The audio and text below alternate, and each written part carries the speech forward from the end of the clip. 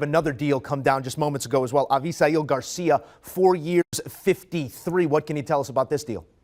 Yeah, look, the Marlins were really aggressive trying to get Starling Marte to go to Miami. They weren't able to do it. They offered 3 years, but they didn't come close to what the Mets put on the table.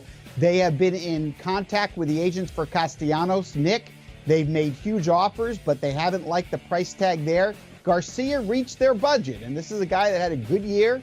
4 years, $53 million is the deal. He's got 25 home run power. The Marlins are desperate for offense. This is a solid pickup for them.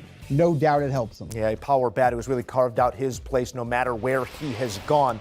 But I think, Jim, it is also important we talk about this through the current lens of Major League Baseball and a potential work stoppage out in front of us, CBA negotiations ongoing.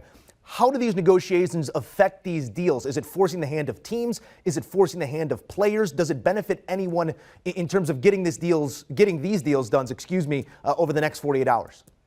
Yeah, I think there's incentive for the players to do these deals, especially the guys that are high-priced players.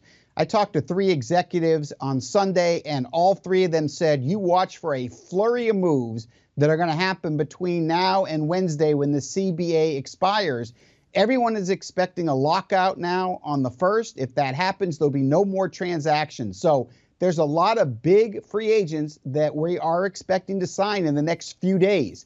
I hear Max Scherzer may go to the Dodgers, go back there, and may go to the Angels, but he is expected to make a decision before December 1st. I'm hearing a couple of the other shortstops besides Simeon are now expected to make their decision as well prior to that deadline. So I think there are players afraid that if there's a lockout and that ended up leading to a work stoppage, that teams start to lose money. They may not be aggressive in signing free agents. So some of these players that are getting offers like Simeon and Buxton and Garcia, like we just saw today, there is going to be a boatload more that are going to be announced here in the next 3 days. And of course, Joe, we'll have it all covered here on CBS Sports HQ. That we will, guys. Just trying to get ink to paper here over the next couple of days before that potential work stoppage.